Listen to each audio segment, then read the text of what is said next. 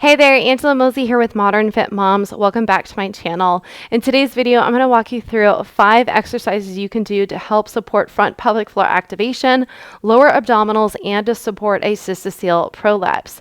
If you've been following my story, then you know that I've been diagnosed with a stage 2 cystocele prolapse. I now am a stage 1 and I have no symptoms with my cystocele prolapse whatsoever, nor do I pee my pants anymore. I used to pee well past my knees. I don't even pee when I sneeze or cough. In today's video, I'm going to walk you through 5 exercises to support lower abdominal engagement, front pelvic floor, and to support that cystocele prolapse. One thing I want to cover real quick is that many women are directly told to do Kegels for their pelvic floor. But the problem with doing just Kegels is that's an isolated movement. When the surrounding structures of our pelvis are weak, the pelvic floor has to take over and stabilize for those structures, such as the hamstrings, the adductors, the glutes, and the core. When those muscles are weak, then the pelvic floor is going to have to stabilize because it's literally the middle center of everything. And so that's what happens all the time. But also, with that said, many women that are told to do Kegels typically contract the back of the pelvic floor and don't know how to connect with the front of the pelvic floor. So today's video, I'm going to show you 5 simple exercises that you can do that are going to directly address the adductors, which play a huge role in lifting the front of the pelvic floor.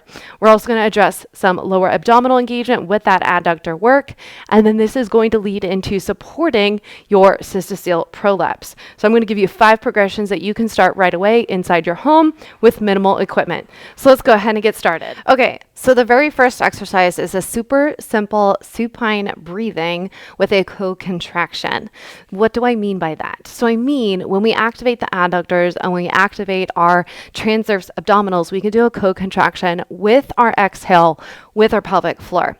And so we know that the adductors can help lift that pelvic floor because when we pull, our adductors sit right inside of our legs. So on the inner thighs, your inner thighs is what people would like to call them.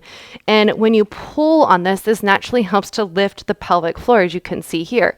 But when we add in that co-contraction with our exhale, the exhale naturally lifts the pelvic floor. So by adding in that adductor squeeze, turning those adductors on, using our exhale, engaging that deep core, this can help support more of that front pelvic floor activation, more of those lower abdominals, and help open up the back. So anytime we add in a squeeze, when we're squeezing between our legs or between our knees, this naturally opens up the back of the pelvis and helps to activate more of that front pelvic floor. And so this is why adding in a ball squeeze to things like a squat or a hip thrust, this can really help to address more of that front pelvic floor, more of the lower abdominals, but then also help to open up the back. Many women have posterior pelvic floor tightness, and by adding in those adductors, this helps to open up the back while addressing more of that front pelvic floor activation. So this one is super simple. You can add this in your warm-up as your breathing drill or even as your core primer exercise. I like to add in a breathing drill and a core primer exercise into every one of my workouts. So this is a combo move, which I absolutely love. So you're going to grab yourself a Pilates ball or even a pillow or even a yoga block, and you're simply just going to come down onto the mat. You're going to place the ball in between your knees. Now you can place a pillow underneath your head for some head support. And a couple things, you can either place your hands on your rib cage, or you can place one hand on your rib cage and one hand on your lower abdomen, because we do want to make sure that the exercise we're doing is effective. We can touch all around, which I'll show you in just a sec, but the idea is that we want to get that nice lateral rib cage expansion, breath going down into the pelvis, down into a slight belly, but we want to have that 360-degree breath so that not all of our breath is going down into our belly and not all of our breath is going down into the pelvic floor. We want to spread it out. And so that's why I like to say start with having that hand on your rib cage to make sure that you're getting that lateral expansion, but also the expansion to the front and the expansion to the back.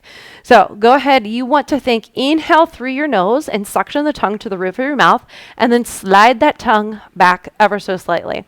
Then as you exhale, you're going to squeeze the ball with your exhale. You're going to feel your adductors turn on. I already feel them turning on. You're going to hold your hand here to feel if your abdominals, your lower abs are turning on with your exhale. And I want you to think exhale from the mouth. So inhale through the nose, exhale from the mouth, and this is going to naturally turn on that deep core even more. I like to think you can either do a pursed lip, so like you're blowing out a candle, or you can do more of a open mouth, fogging up a mirror. So test them out to see which exhale works best for you. So again, go ahead, inhale through your nose, and then exhale, squeeze that ball, add in that co-contraction. So think about lifting from the pelvic floor all the way up, get those low abs on board, let all of that breath come all the way out. And then once you get the breath all the way out, I want it all the way out, about 8 counts. I like to say maybe count to 8, try that first, and then let go and repeat that. So again, inhale through the nose, and then exhale, squeeze that ball as you exhale all the way out. All right, so what we can do from here. So that's a super simple, basic breathing exercise we can do to get those low abs on board, get those adductors firing, and get that front pelvic floor. But what we can do now to advance this move is we can turn it into a glute bridge. So I'm going to show you 2 glute bridge variations. Glute bridge level 1 is just super basic. Inhale here, and then exhale, squeeze that ball to press up. Now I really want you to think about pressing that entire foot into the floor. So think just underneath your big toe, outer edge, and then the bottom of the heel pressing into the ground as you drive up and you squeeze. So inhale at the bottom, exhale, squeeze, drive up, lift up through those hips. Then when you're ready for a little bit more, you can drive up and do 1 leg lift at a time, and then return back to the start. Now, very important that when you go into this leg lift, if you notice that one side hip is dropping down, you're simply not ready for that yet, and just stick with that double glute bridge lift. And like I said, when you add in that squeeze, that's going to naturally help open up more of that posterior pelvic floor and address more of that front pelvic floor activation. So that would be exercise progression number 1. Okay, next up we have a side lying adductor lift. You've probably seen this one before. You're going to come on to the side. Now you can use a pillow, a yoga block, something for head support if it is uncomfortable for you. And you're just going to come down, and I like to think inhale here, exhale, drive up. So I'm flexing my foot. I'm going to take this opposite hand. I'm going to feel, okay, are my adductors turning on? And they are. They're there. They're bulky. They're turning on. So inhale here, exhale, lift. So you're going to get those low abs with that co-contraction. Now, one way that you can level this up is by simply adding ankle weights, of course. So if you have some ankle weights, you can add an ankle weight to this. You can also add in a press for more of that deep core activation. So you can simply press your hand into the floor. So inhale here, and then exhale as you press. Or you can take your handy dandy Pilates ball and do the press there. So inhale here, exhale as you lift. And again, you can make this more advanced by adding in that ankle weight with the ball press. But I would recommend that you start with just that leg lift, and then you progress from there, whether you add in that ankle weight or you add in that ball press. And again, making sure that you're using your breath as that co-contraction. So inhale, nice strong inhale, and then that exhale, because that exhale is going to naturally lift the pelvic floor. Okay, our next exercise is going to be a pull down. So you're going to grab yourself a band. You can also anchor this on to something like a squat rack if you have it, that can really create that resistance. I find that that would be a lot easier because then you have something pulling. But with this, I'm just going to use my hand. So I'm going to come down in that supine position. I'm going to wrap my band around as much as I can. I'm going to place it just below the knee, and I'm going to hold the arm out. I'm going to inhale here, and then exhale. I'm going to resist this hand. I'm going to pull on the adductor, and I'm going to use this knee to resist the band, which is going to help turn the adductors on.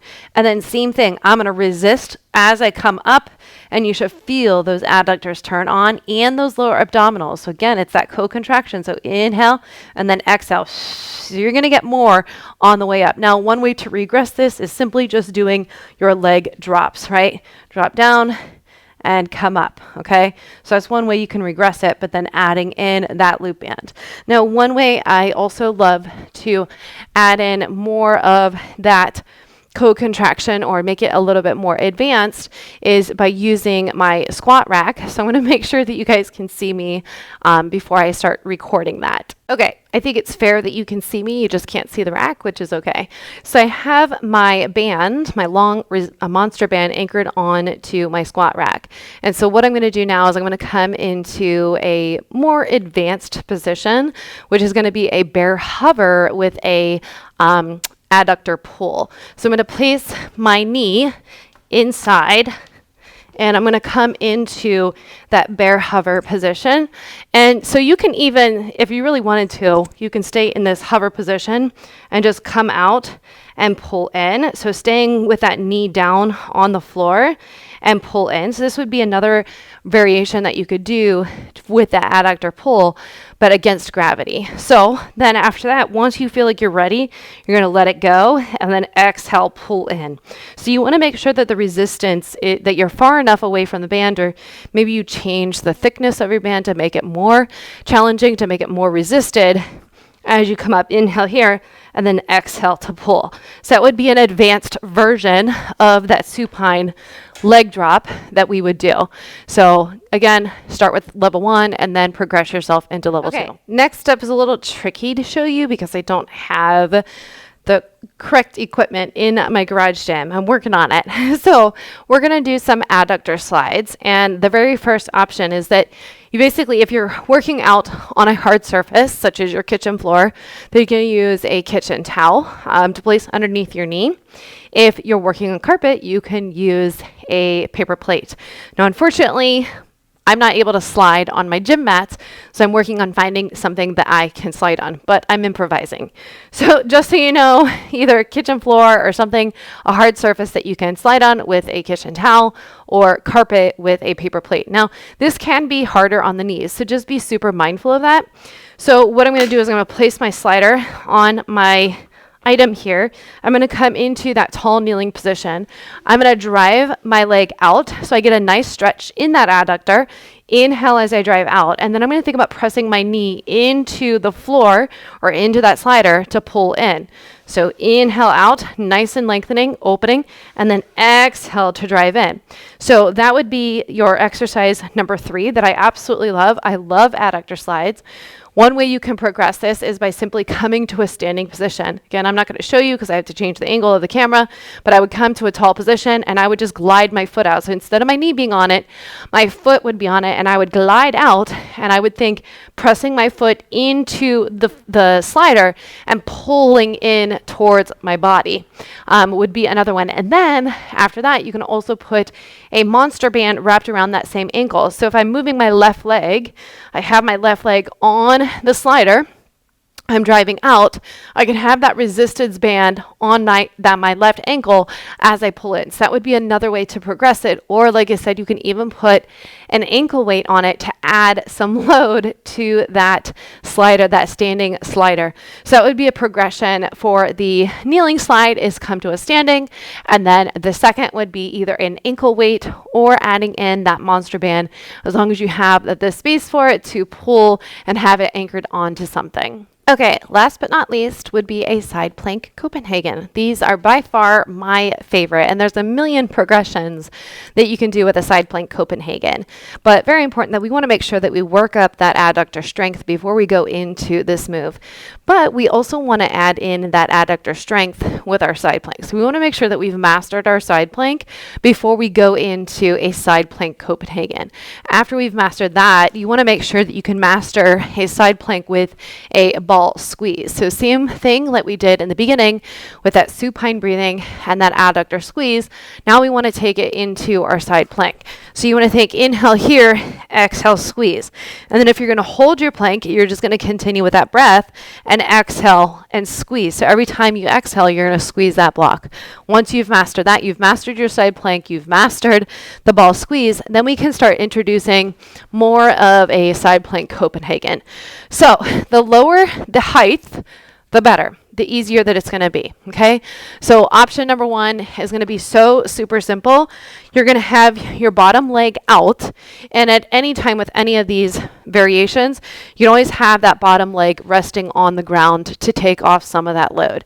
Because once we lift that leg up, then that's where we're adding in that extra resistance to this top adductor. So you can think the very first option would just be simply a side plank with working that adductor, and this bottom leg is down, okay?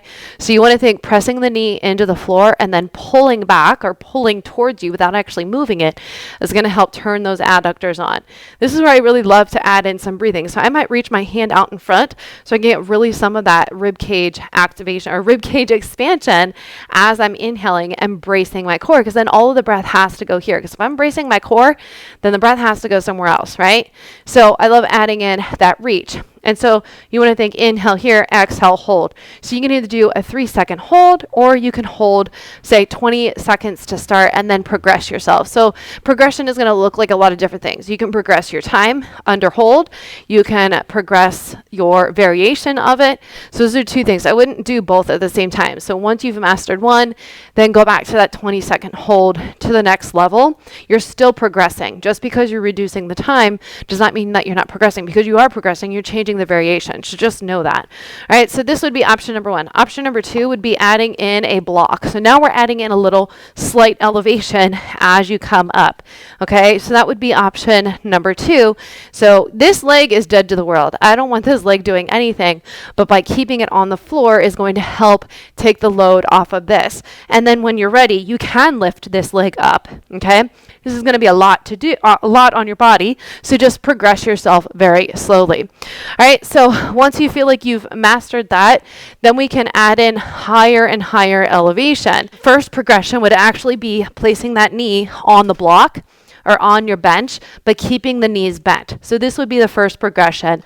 Then you can lift that knee up. So you can drop down and then hold. So if you want to think, drop it down, 1, 2, 3, 4, hold a couple seconds, and then drop it down. And we would go into this progression here by holding that leg up. A foot on the top bench, and then coming here and holding this bottom leg down. Same thing with this progression. You can hold here, lift that foot up, 1, 2, 3, hold, and then drop down. All right, so those would be those progressions. So again, I would start with that bent knee first, with the knee down, with the bottom leg down, and then add in like a 3-second hold here, 3-second hold there. And then you would go into that long lever side plank. Again, same thing, keeping that bottom leg down and then work your way up. Now there are a million progressions, but that's where I want you to start. So I don't want to show you too many progressions, because maybe I'll make a video on that. If you want to see a video on a full side plank progression, I will make sure to create that for you, but I don't want to overwhelm you right now. I just want you to start with the basics and work your way up. Because like I said, I showed you lots of variations in today's video, and I want you to make sure that you take the right progressions. Because if we don't slow down, if we don't regress, then we will never progress to the next level. So sometimes we have to go back to the basics. All right, I hope that was helpful. Again, working the adductors is going to naturally help lift more of the front of the pelvic floor. That's going to help aid in internal rotation. It's going to help open up the back of the pelvic floor for some exercises. And it's going to help address more of that lower abdominals and that cystocele prolapse. Now, this is just a piece of it. This is not like these are the 5 fixes that are going to fix your cystocele, right? This is not how that works. It is a whole body approach. Just like we need good adductor strength, we need good glutes, we need good hamstrings, we need good diaphragm function, we need serratus, we need abdominals, we need all the things. So this is just a piece of it. If you're ready to take it on and work through an entire 12-week program that takes you from point A to point B while lifting weights at home, make sure to check out the link below on the Fit Mom membership, where I walk you through that exact progression of your adductor exercises, hamstrings, lifting weights, getting back into lifting and jumping, and all full follow along. Just hit play and follow along with me. Otherwise, let me know in the comments below if you would like to see a side plank Copenhagen progression, and I'll make sure to work on that next. Otherwise, make sure you subscribe to the channel and share this with another mom friend who could use it, and I'll see you in the next video.